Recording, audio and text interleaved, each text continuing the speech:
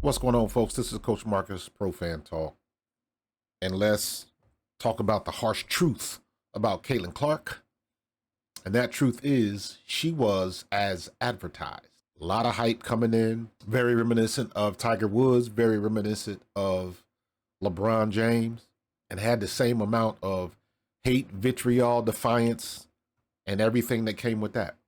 It's not too many people that come in the league and take it to the next level. Tiger Woods did it. LeBron did it.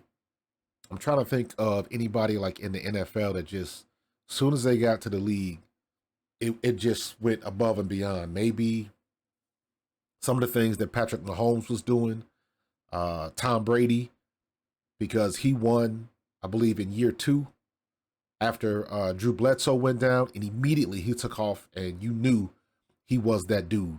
There's a couple of them in there, and I'm sure I'm missing some. If you think of something, put them in the comments. Caitlin Clark was as advertised. Despite all of the other BS that came out with it, she did what she was supposed to do.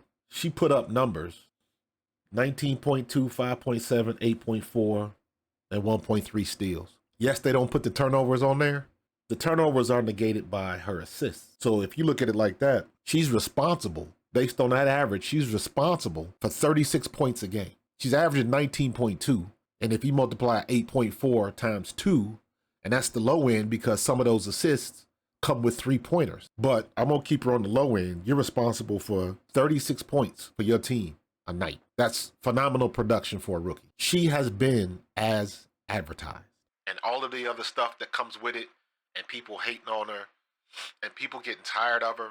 I think it was people just got annoyed with the questions, and that turned into disdain and envy and jealousy, in my opinion. Not everybody is like that, far from it, but there are enough obvious examples. And she kept it cool, kept it moving. This is basketball, no hate to nobody. It was all coming from outside sources. So she kept it clean and kept it on the court. And everybody else did for the most part. But when you give somebody a microphone long enough, eventually they're going to say something stupid. I did the video last night, mentioned Alyssa Thomas and her and others that went on the rant about Indiana fans, Caitlin Clark fans.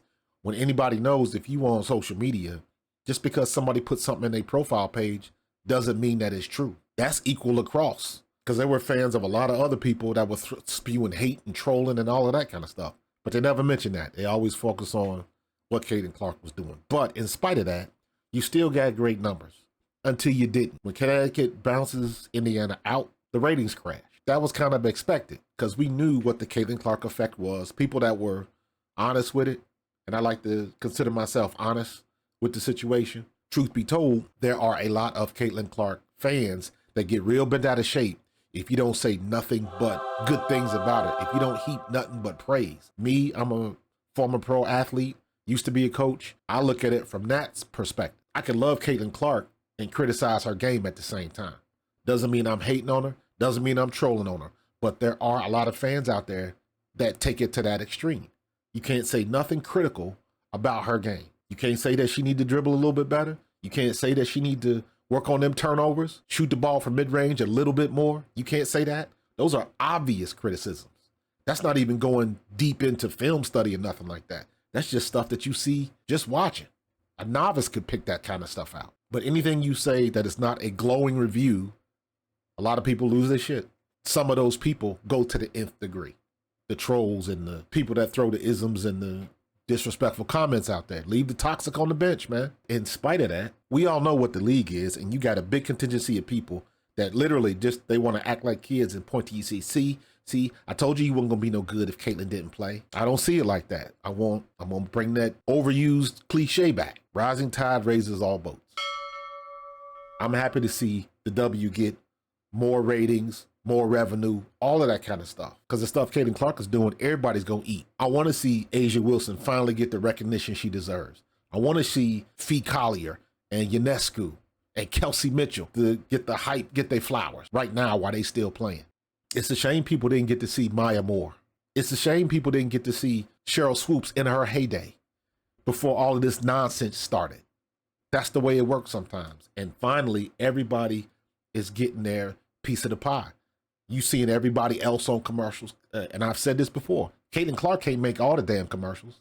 She can't get all the endorsements. So it's going to be spillover. So everybody's going to eat. As bad as it looked for her at some point in time during the season, players like Kennedy Carter are finally getting their flowers, even with her troubled past, even with what she did this year, with the cheap shot to Caitlin Clark and all of that kind of stuff. Still getting their flower. People are still saying Kennedy Carter, she's a player, and finally kind of getting over that hump.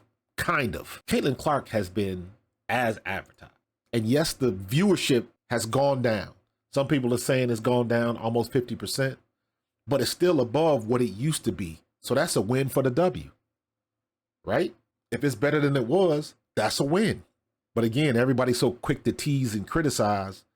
You see, we were right, but there's people wrong on both sides. I've said this before. The WNBA, a lot of their players, a lot, not all, just have been god awful with some of their reactions and some of how they've gone about their business. Just didn't make any sense. The WNBA could have did a lot better with their referee situation. It is my opinion that a lot of this nonsense going after Caitlin Clark and that whole narrative is because the refs wouldn't blow the damn whistle. I still believe that. If the officiating would have been a lot better, a lot of these problems wouldn't exist. Because it's one thing to put a little extra sauce on a foul or something like that, but it's a whole nother set of circumstances when you almost foul out in the game and your team needs you. And things like that just didn't happen because the refs were swallowing the whistle so much. So a lot of stuff that people were doing didn't get called, got missed. In this day and age with social media, everybody got receipts. So you can't do that because they're going to post it and call you out and you can't refute it. And it just makes the product look bad. And I'm not one. Kathy Engelbert hasn't been the best, even though I'm a fan of Kathy Engelbert because I know what she was working with and what she's got now. She's had some missteps, but for the most part, she's going to help bring the league into some money. And they just got to hang on and deal with what they got to deal with until that check clears. It's a lot better. The viewership dropped and everybody's going to jump on that. But overall, even with the drop, the viewership still is above like 27% what it was in the past. So that's a win for the W. You still got a big contingency of people that don't want to focus on that. They just want to be right.